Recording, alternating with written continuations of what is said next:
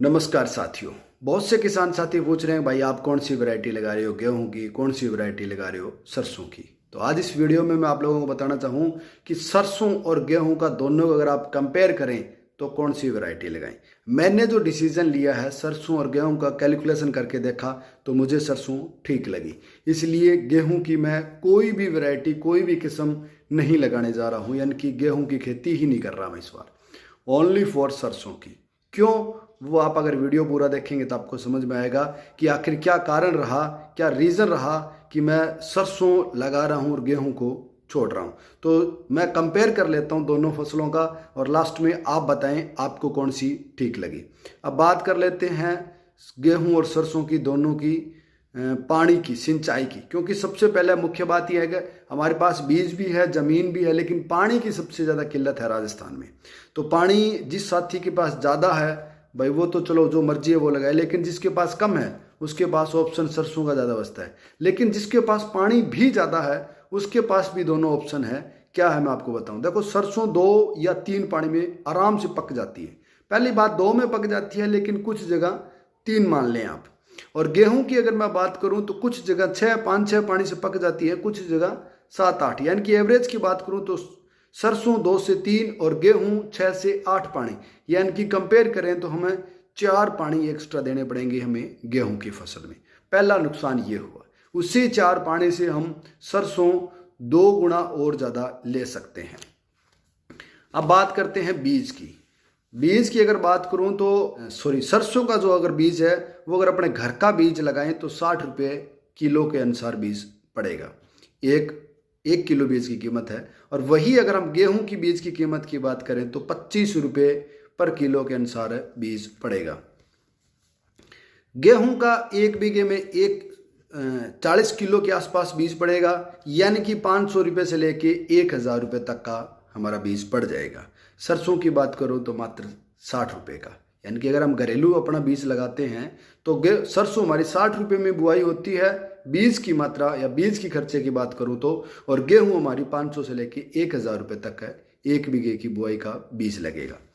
अब बात कर लेते हैं अगर अपने मोल बीज लेके आते हैं तो सरसों का अगर मोल खरीद के लेके आएंगे तो अधिकतम आपका 1000 रुपये लग सकता है। जैसे आप पायनियर वोइनियर जो भी आप लेके आएँ तो बेस्ट ब्रांड कंपनी का आप अपने आप मान के लेके आते हैं तो उसमें तकरीबन 800-900 हज़ार रुपये के आसपास 1 किलो या 1 बीघे का आप खर्चा मान के चल सकते हैं। और अगर अपने वहीं बात करें गेहूं की तो गेहूं में आपको 1000 से ज़्यादा देने पड़ेंगे, 2000-3000 रुपये तक भी आपको देने पड़ सकते हैं अगर आप लेटेस्ट वैरायटी की ओर दौड़ेंगे तो।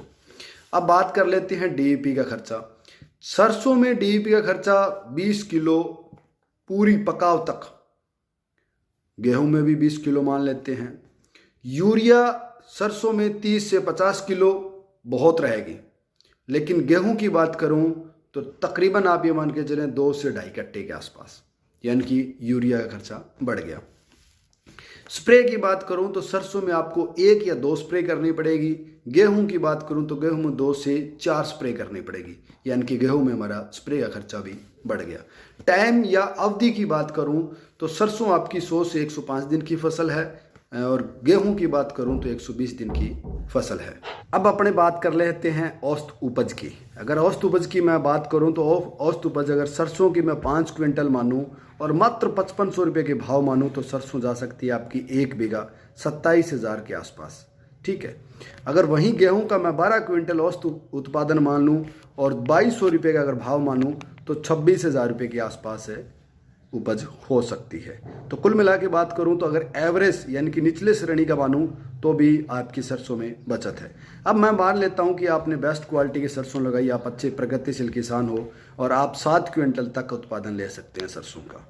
और भाव की अगर बात करूं तो हो सकता है अगली सीजन सरसों के भाव और बढ़ेंगे, 7,000 के आसपास के अपने को भाव मिल जाए। हालांकि आज की मैं बात करूं तो आज भी जो बड़े प्लांट है वहाँ जो 7100, 7200, 7300 के भाव चल रहे हैं, तो अगले साल हो सकता है हमें भी 7,000 के भाव मिल जाए। तो 7,000 की अगर मैं बात करूं, 7 क्विंटल की बात करूं तो तकरीबन हम 50,000 रुपये पर बीघा उत्पादन ले सकते हैं। अब बात कर लेता हूँ वहीं गेहूं की अगर मैं बात करूं तो ज़्यादा से ज़्यादा आप ये मान के चलें भाई हमारे 15 क्विंटल उत्पादन हो सकता है।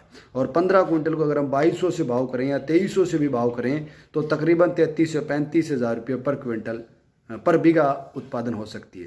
तो एक साइड तो हमें 50,000 रुपये का उत्पादन हो सकता है, एक साइड हमें अधिकतम की बात करूँ तो 35,000 रुपये तक उत्पादन हो सकता है। तो भाई हमें किसान को सिर्फ उत्पादन से ही मतलब है।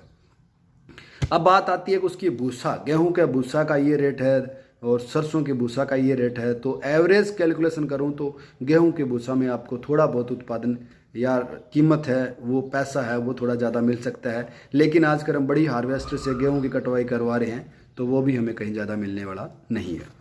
अब अगली मैं बात कर लेता हूँ कि 10,000 से लेकर 20,000 रुपये तक का लाभ आपको मिल रहा है अगर आप सरसों की खेती करते हैं, गेहूं की छोड़ते हैं तो। यही चीज़ें सोच के मैंने भी इस बार गेहूं का प्लान कैंसिल किया और टोटली सरसों का प्लान बना लिया है। अब बात ये आती है कि सरसों में गर्मी कम पड़नी चाहिए और गेहूं में सर्दी थोड़ी धुंध अधिक पड़नी चाहिए।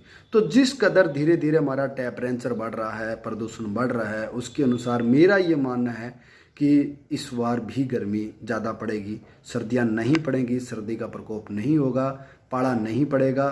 तो सरसों की फसल हमारी बेस्ट होगी और गेहूं की फसल हमारी कमज़ोर रह सकती है। पिछले साल की बात करूं तो वेव हीट 10 से 15 दिन या 20 दिन आगे या पहले आ गई गर्मी, जिसके कारण हमारी गेहूं की फसल में काफ़ी बड़ा नुकसान हमें देखने को मिला।